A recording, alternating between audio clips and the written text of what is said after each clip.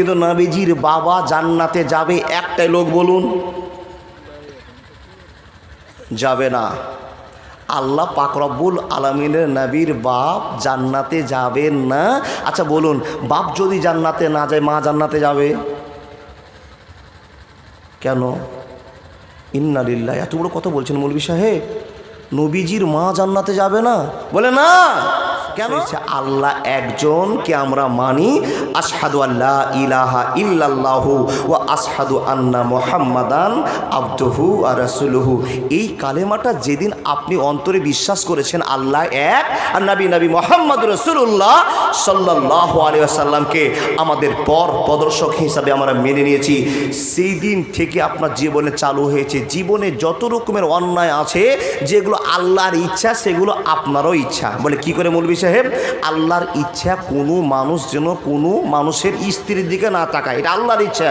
আপনারও ইচ্ছা আপনার স্ত্রীর দিকে কেউ যেন খারাপ নজরে না তাকায়। কি বলেন বাপ? আল্লাহর ইচ্ছা একজন যেন আর একজনের মেয়েকে ক্ষতিতে না ফেলে দেয়, এটা আল্লাহর ইচ্ছা। আপনারও সেটা ইচ্ছা আমার মেয়েকে যেন কোনো ছেলে নিয়ে পালিয়ে গিয়ে না বিয়ে করে নেয়। কি বাপ? কোনো বাপ কি চায় যে আমার মেয়েকে নিয়ে পালিয়ে গিয়ে বিয়ে করুক? চাই? তাহলে আল্লাহর ইচ্ছা আপনার ইচ্ছা সব সমান ইচ্ছা, কিন্তু চলতে গিয়ে আমাদের কিছু ভুল হয়ে যাচ্ছে। চলনটা আমাদের পাল্টে দিতে হবে। এই জন্য পাল্টাতে হবে, মাবুদ আপনাকে পৃথিবীর সর্বশ্রেষ্ঠ ধর্মের মানুষ, সর্বশ্রেষ্ঠ জাতের মানুষ, সর্বশ্রেষ্ঠ মানুষ করে পৃথিবীতে পাঠিয়েছেন। এর জন্য মহান রব্বুল আলামিনের কাছে একবার শুকরিয়া আদায় করে বলবো আলহামদুলিল্লাহ। আল্লাহ, কোটি কোটি মানুষের ভিতরে তুমি আমাকে মুসলমান বানিয়েছো, এটা আমার কপাল।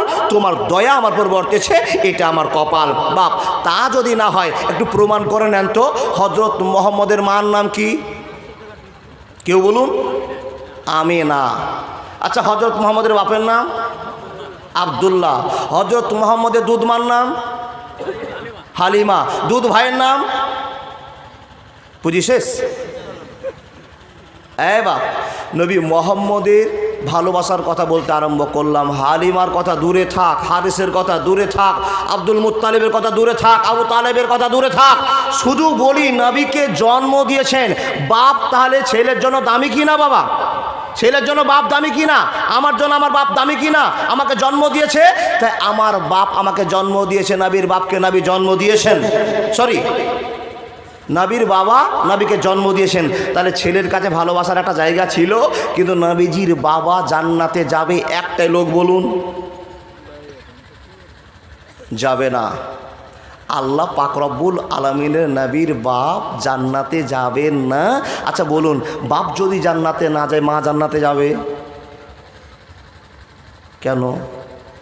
ইন্না লিল্লাহি, এত বড় কথা বলছেন মৌলভী সাহেব, নবীজির মা জান্নাতে যাবে না? বলে না কেন? নবী মুহাম্মদ দোয়া করেন, হে রব, তুমি আমাকে শ্রেষ্ঠ নায়ক করে পৃথিবীর কাছে প্রকাশ করেছো।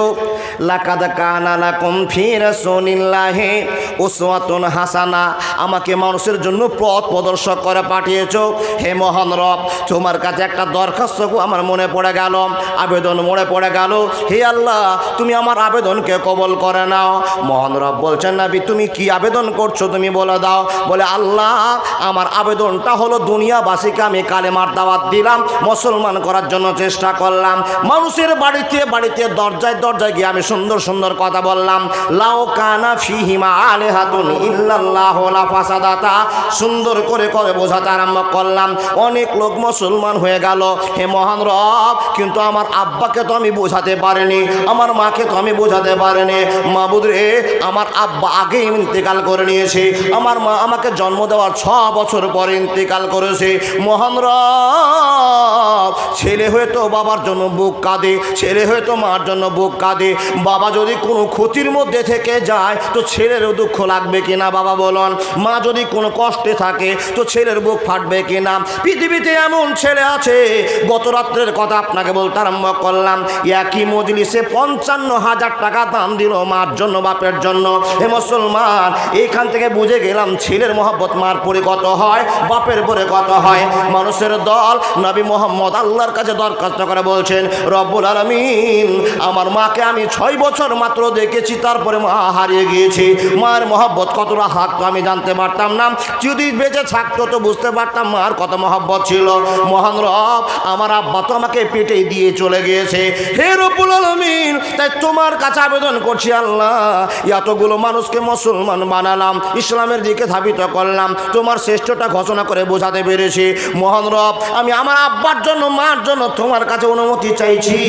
তুমি যদি একটু পারমিশন দাও তো আমি আমার মায়ের জন্য একটু দোয়া করতে যেতাম। রব্বুল আলামিনের নবী যখন এই প্রস্তাব করা, আল্লাহ রাব্বুল আলামিন বলছেন, নবী হে শুনে নাও, হে নবী তুমি কান খুলে শুনে নাও, তোমার মার জন্য দোয়া করার পারমিশন হবে না, হবে না, হবে না। প্রশ্ন হয়ে গেল, রব কেন দোয়া করার পারমিশন হবে না?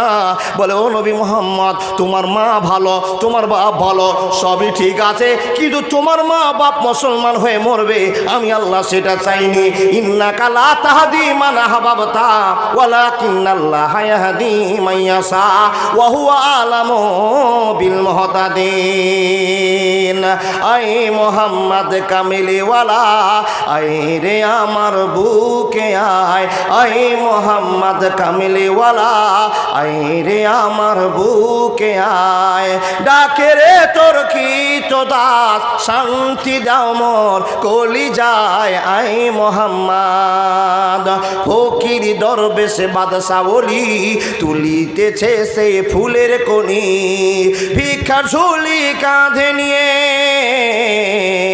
ভিক্ষার ঝুলি কাঁধে নিয়ে বাস করে বিখের তলায়, আই মোহাম্মদ, আই মোহাম্মদ কামলিওয়ালা, আই রে আমার বুকে আয়। একবার জোরে বলুন না সুবহানাল্লাহ।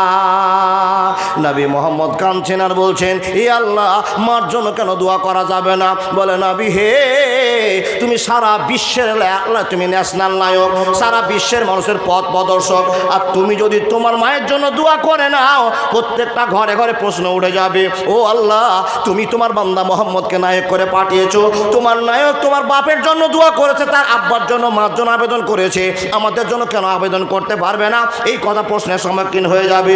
অতএব নবী হে, তোমার আব্বা মার চিন্তা আমার কাছে আছে, তুমি টেনশন করিও না, তোমার আব্বা মুসলমান হয়ে মরেনি, তোমার মা মুসলমান হয়ে মরেনি, তোমার আব্বা আব্বার জন্য তুমি দোয়া করতে পারবে না, পারবে না, পারবে না। কি কথা বলেনি? শুধু একটাই কথা, কথাটা কি? আসহাদু আল্লা ইলাহা ইল্লাল্লাহু ওয়া আসহাদু আন্না মুহাম্মাদান আবদুহু ওয়া রাসূলুহু। এর মানেটা কি? আল্লাহ এক এবং অদ্বিতীয়, আর হযরত মুহাম্মদ আল্লাহর নবী এবং বান্দা।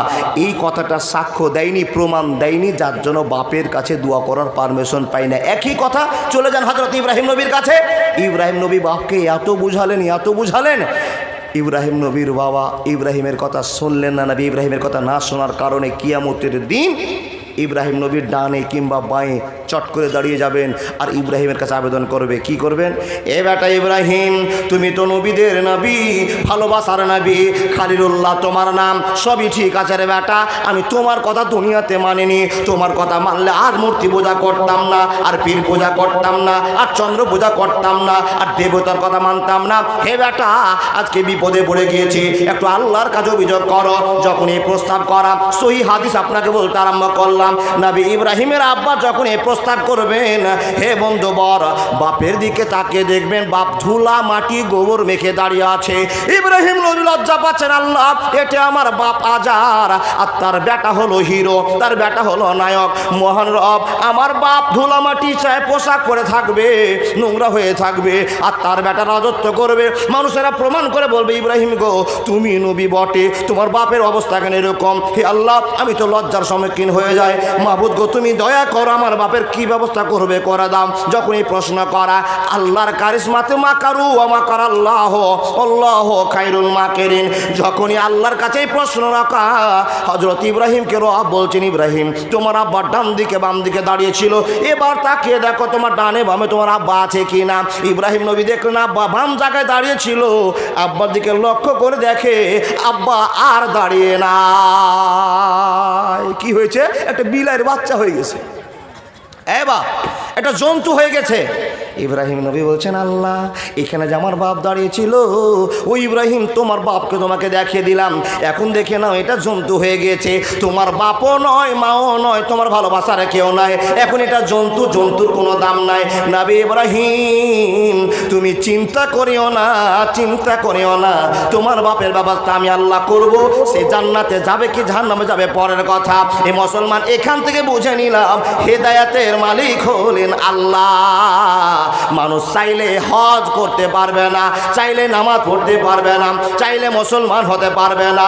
মুসলমান হওয়ার পিছনে আল্লাহর কারিশমা লাগবে। ইন্নাকা লা তাহদি মান আহবাবতা ওয়ালাকিন্নাল্লাহা ইয়াহদি মান ইয়াশা ওয়া হুয়া আ'লামু বিল মুহতাদিন। সবাই মুসলমান হবে না, যাকে আমি আল্লাহ দয়া করব সেই মুসলমান হবে। নবীজির বাপ মার কথা ছেড়ে দিলাম। এ বাপ যখন বাপ মরে গেলেন, মা মরে গেলেন, নবীজি একাই জীবন কাটাতে আরম্ভ করলেন। এই সময়ে নবীজির চাচা কি নাম, দাদুর নাম কি? Abdul Muttalib. এই লোকটা বয়স্ক মানুষ, বুড়া মানুষ, কাঁপতে কাঁপতে থরথর করে কাঁপছার এসে নবী মোহাম্মদকে জড়িয়ে ধরে বলছেন, এ নাতি চিন্তা করিও না, বাপ মরে গিয়েছে, মা মরে গিয়েছে, অসুবিধার কোনো কারণ নাই, আমি যতদিন বাঁচবো তোমার অসুবিধা হতে দেব না। বিশ্ব নবী তার বাড়িতে থাকতে আরম্ভ করলেন, দিন কাটাতে আরম্ভ করলেন মুসলমান। কিন্তু চলতে চলতে বেশি দিন গেল না। লা ইয়াস্তাখিরুনা সাতাও ওয়া লা ইয়াস্তাকদিমুন। নবীর দাদু ইন্তেকাল করে নিলেন, ইন্না লিল্লাহ বলতে হবে না, একটাই বাধা, আশহাদু আল্লা ইলাহা আল্লাহ তুমি এক, এই কথাটাই বলে নিবা। দেখেন তাহলে দাদুও চলে গেল জাহান্নামে। যখন দাদু মরে গেল, ডান দিকে তাকিয়ে দেখেন ফাঁকা, সামনে দিক ফাঁকা, পিছন ফাঁকা, বাম ফাঁকা, নবী মোহাম্মদ চতুর্দিকে অন্ধকার। কার কাছে দিন কাটাবো আল্লাহ? কেমন করে আমার দিনটা পার হবে? হে মহান রব, আমার দিনটা কেমন করে শুরু হবে, কেমন করে শেষ হবে? নবী নিরুপায় হয়ে গেলেন। মা যদি বেঁচে থাকতো তো মার কাছে সব আবেদনগুলো খুলে বলতাম, মা যদি না থাকে বাপের কাছে যায়, বাপ যদি না থাকে মার কাছে যায়। আমার সব তো কুল হারিয়ে গেল, দাদুটাও হারিয়ে গেল, আমার 9 জন চাচা এখনো বেঁচে আছে। বন্ধুরে আমার, নবী মোহাম্মদ সামনে তাকায়, বামে তাকায়, সব ফাঁকা, সব ফাঁকা। মাটি দিয়ে আসার পর নবী মোহাম্মদের কাছে একজন চাচা ছুটে আসলেন। সে চাচার নাম হলো আবু তালেব। একবার জোরে বলুন না সুবহানাল্লাহ। আবু তালেব ছুটে আসার পর নবী মোহাম্মদকে সান্ত্বনা দিয়ে বললেন, ভাতিজা তোমার 9 জন চাচা বেঁচে আছে, টেনশন করিও না। তোমার 9 জন চাচা বেঁচে আছে, তুমি টেনশন করিও না। 9 জন চাচার পরে যদি তোমার 8 জন চাচা তোমাকে না দেখে, আমি আবু তালেব যতদিন বাঁচবো অসুবিধা হবে না, হবে না, হবে না। দয়ার নবীজি আমরা তোমায় ভুলতে পারি না, তোমার আম্মা আমেনা ওগো দুধমা হালেমা। তুমি জন্ম নিলে মা আমেনার ঘরে, খোদার করুণা ঝরে পড়ে। তুমি সিরাতে রাসূল মারিফাতের বুলবুল, তোমার দোয়া কবুল করতে খোদা দেরি করে না। তোমার আম্মা আমিনা ওগো দুধমা হালিমা। দয়ার নবীজি আমরা তোমায় ভুলতে পারবো না, তোমার আম্মা আমিনা ওগো দুধমা হালিমা। একবার জোরে বলুন না, নারাই তাকবীর। ভাই 9 জন চাচা বেঁচে আছেন, বাপ তো মরে গেছেন। নবীজির চাচারা, বাপ চাচারা কয় ভাই? 10 ভাই। তাহলে আব্দুল্লাহ মরে গিয়েছেন, নবীর বাপ মরে গিয়েছেন, আছেন কে কয়জন? 9 জন। 9 জনের ভিতরে একজন চাচা দৌড়িয়ে এসে নবী মোহাম্মদকে বলছে, ভাতিজা চল, দুপুরবেলা থেকে আমার বাড়িতে থাকবি, আমার বাড়িতে ঘুমাবি, আমার বিছানায় থাকবি। আমার আলী যেরকম একটা বেটা, তুইও আমার 2 নম্বর বেটা। সুবহানাল্লাহ বলুন। তাহলে চাচা কত ভালোবাসছেন। নবী মোহাম্মদকে নিয়ে যাওয়ার পরে সেই সেবা শুরু করলেন, ভালোবাসা দেখাতে আরম্ভ করলেন। এবার পৃথিবীর এরকম কোনো চাচা নাই যে ইয়াতিম ভাতিজাকে লক্ষ্য করে বেটার সমতুল্য চোখে নজর করে দেখবে, এরকম চাচা খুব কম আছে। ঠিক বললাম না ভুল বললাম? এখন বর্তমানে চাচা হলো কি করে ভাতিজার জমিকে রেজিস্ট্রি করা যায়, এই জন্য পাগল হয়ে আছে। হাজার চাচা আছে, ভাতিজা না ভালো কি করে তপনে গিয়ে খালি টিপটে দিতে পারলে 5 বিঘা জমি আমার। চাচা নাই, এ বাপ, যার বাপ নাই, যার মাথার ছাদ নেই, তাকে জিজ্ঞেস করুন ছাতের কত দাম, বাপের কত দাম, মার কত দাম। জিজ্ঞেস যদি করতে পারে নবী মোহাম্মদকে, বারবার প্রশ্ন হয়েছে, বারবার নবীজি বুক ফাটিয়ে কেঁদেছেন। কেন? প্রশ্ন করেছেন মাকে, মা সবার আব্বা আছে, সবাইকে জালসা নিয়ে যায়, সবার আব্বা আছে খেলার মাঠ থেকে নিয়ে যায়, আমার আব্বা কেন আসে না? বিশ্ব জুড়ে বাবা এরকম ভালোবাসার কথা শোনা যাবে না। বিশ্বনবী যখন এই প্রশ্ন করতেন মাকে, এবার তাহলে আরেকবার কথা বলুন, নবী মোহাম্মদ আর হজরত আলী এরা আপোষে কে? আপোষে চাস্তো ভাই, নিজের চাস্তো ভাই, নিজের 10 ভাই, তার ভিতরে আবু তালেব এক ভাই, আবদুল্লাহ এক ভাই, তাহলে 2 ভাইয়ের 2টো বেটা, একটা আলী আর একটা হলো নবী মোহাম্মদ রসুল্লাহ, পড়ুন সাল্লাল্লাহু আলাইহি সাল্লাম। কিন্তু নিজের চাস্তো ভাইয়ের সঙ্গে বেটি ফাতেমার বিয়ে দিয়ে কি হলো? জামাই। এ সম্পর্কের কথার ইতিহাস শুনতে গেলে আবার টাইম পার হয়ে যাবে, আমি টাইমে আসছি বাপ, আপনাকে শুধু বলে যাই, এ আল্লাহর বান্দা, হজরত আলীকে নিয়ে তার আব্বা আবু তালেব আদর করছে। বেটা যদি হয়, বেটি যদি হয়, তো নিজের ছেলেকে নিয়ে বাপ মা আদর করে না গো বাবা? কত রকমের আদর হয়।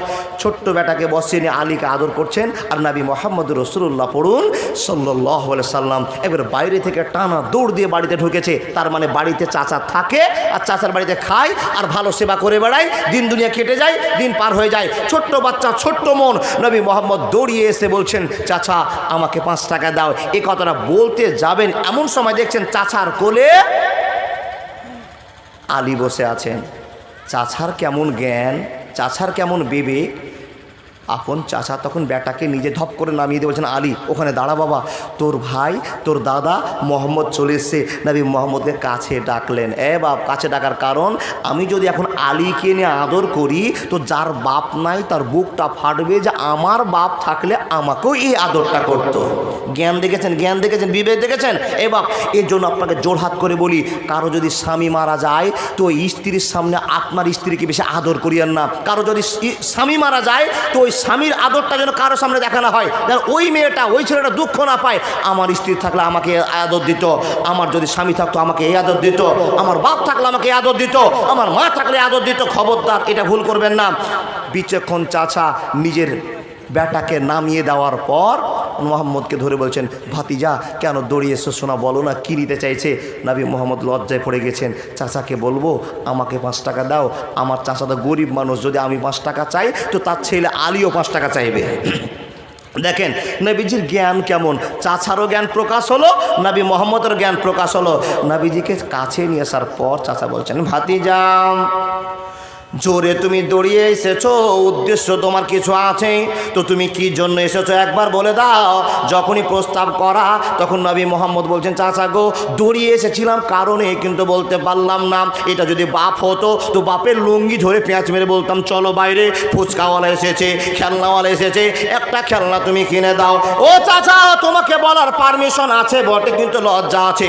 সব কথায় বাপকে বলা যায়, চাচাকে বলা যায় না। যদিও চাচা ভালো মানুষ। বন্ধুরে আমার, অনেক কৌশলের পর জানতে পারলো গ্রামে বেলুনওয়ালা এসেছে, ফুচকাওয়ালা এসেছে, কোনো একটা 5 টাকার দরকার পড়েছে আইসক্রিম খাওয়ার জন্য। তাই নবীজি দৌড়িয়েছিলেন। নবীকে সান্ত্বনা দেওয়ার জন্য চাচা 5 টাকা বের করে বলেন, ভাতিজা কোনোদিন দ্বিধা করবে না, লজ্জা করবে না, আমার কাছে মুখ খুলে বলবে, আমি যতটা সাহায্য করার তোমাকে সাহায্য করব, অসুবিধা হবে না, হবে না, হবে না। এই বন্ধু, এখান থেকে প্রমাণ হয়ে গেল ভাতিজাকে চাচা কত ভালোবাসে, কত ভালোবাসে। মুসলমান, এই ভালোবাসাটার কথা বলতে গিয়ে একটাই কথা জাগিয়ে উঠবে, ইন্নাকা লা তাহদি মান আহবাবতা ওয়ালাকিন্নাল্লাহা ইয়াহদি মান ইয়াশা ওয়া হুয়া আলামু বিল মুহতাদিন। বন্ধুরে আমার, কথা বলতে আরম্ভ করলাম, কান খুলে আপনারা কথাগুলো শুনে যান। এবার ভাতিজার জন্য চাচার মহব্বতের কথা। যেই দিন নবী মুহাম্মদ আশহাদু আল্লা ইলাহা ইল্লাল্লাহু ওয়া আশহাদু আন্না মুহাম্মাদান আবদুহু ওয়া কালেমার প্রচার শুরু হয়ে গেল, মানুষকে বোঝাতে আরম্ভ করলেন, এক আল্লাহর পূজা করো, অন্য দেবদেবতার পূজা বন্ধ করে দাও। যখন প্রচার শুরু করে দিল, যে লোকগুলো নবী মোহাম্মদকে ভালোবাসতেন, সে লোকগুলো আর ভালোবাসতে পারছেন না। তারা মনের ভিতরে একটা কষ্ট আবেদন করে নিয়েছে, নোংরামি চালু করে দিয়েছে। এই ছেলেকে এত ভালোবাসলাম, আর এই ছেলে আমাদের দেবদেবকে গাল দিতে আরম্ভ করেছে, মূর্তির সঙ্গে বিরোধিতা শুরু করে দিয়েছে, নতুন প্রচার শুরু করে দিয়েছে, বিরোধী হয়ে গেল। কিন্তু আবু তালিবের জন্য কিছু বলতে পারে না। নবী মুহাম্মদের পিছনে একটা ঢাল আছে, একটা অস্ত্র আছে, এই অস্ত্রের নাম হলো চাচা আবু তালেব। একবার জোরে বলুন না সুবহানাল্লাহ। আপন মানুষ চিনা বড় দায় রে, আপন মানুষ বোঝা বড় দায়। চাইলে তানে যায় না বলা, বুকের ভিতর কষ্টের মেলা। আপন মানুষ সবচেয়ে বেশি আপনকে কাঁদায়, আপনকে কাঁদায়। আপন মানুষ চিনা বড় দায় রে, আপন মানুষ বোঝা বড় দায়। বাবুই পাখি ঘর বাঁধিলে হয় না ঘরে ঠায়, ঝড় বাদলে কাটাই রে সে ঘরের দরজায়। পারে না সে ছাড়তে মায়া, ছাড়ে না ঠিকানা। আমি হলাম পথের প্রতীক, সবই আমার জানা। সময় সুযোগ পেলে মানুষ আপনকে কাঁদায়, আপনকে কাঁদায়। আপন মানুষ চিনা বড় দায় রে, আপন মানুষ বোঝা বড় দায়। একবার জোরে বলুন না সুবহানাল্লাহ। দিন পার হয়ে যায়, দিন পার হয়ে যায়।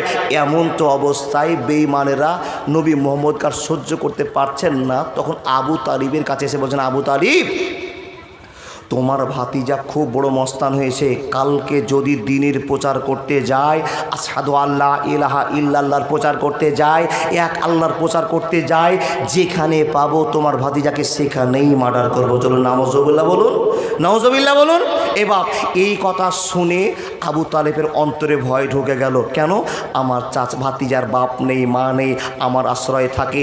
এত বুক ফাটা মায়া ভাতিজার পরে। এই ভাতিজার জন্য 3 বছর আবু তালেব জেল খেটেছে। একবার সুবহানাল্লাহ বলা যায় না?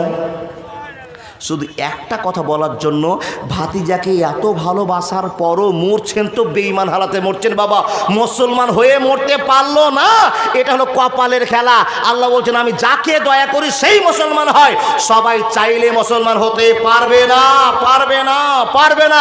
আপনার তো কপাল ভালো যে আপনি নবী মুহাম্মদুর রাসূলুল্লাহ পড়ুন সাল্লাল্লাহু আলাইহি ওয়াসাল্লামের উম্মত হতে পেরেছেন। এবার 3 বছর ভাতিজার জন্য জেল খাটলো। এবার হুমকি চলে আসলো, তোমার ভাতিজা যদি সকালে দিনের প্রচার করতে যায়, যেখানেই পাবো সেখানেই মার্ডার করব। চাচা চিন্তায় পড়ে গেল।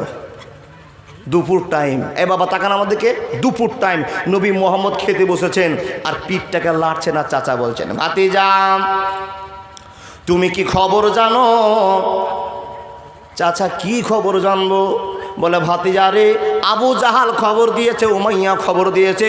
উমাইয়া ইবনে খালপের সময় বিখ্যাত লোকগুলো আমার সঙ্গে পরামর্শ করেছে, তুমি যদি কালকে থেকে কোনো বাড়ির গেটে গিয়ে আশহাদু আল্লা ইলাহা ইল্লাল্লাহ বলো, মুসলমান হওয়ার এই দরকারটা কারো কাছে বলে দাও ভাতিজা, তোমাকে যেখানে পাবে মার্ডার করে দেবে, যেখানে পাবে হাত ভেঙে দেবে।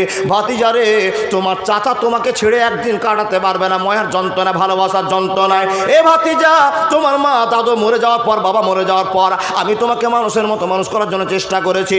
ব্যাটারে শুনে নাও, আমার আলীর যেরকম ময়া তোমার ওপর আমার ময়া। ও ভাতিজা, কান খুলে তুমি বক্তব্য শুনে নাও। তোমার পা ধরে বলছি সোনামণি, কালকে থেকে খবরদার মুসলমানের প্রচার করতে যাও না, আল্লাহর কথা বলতে যেও না।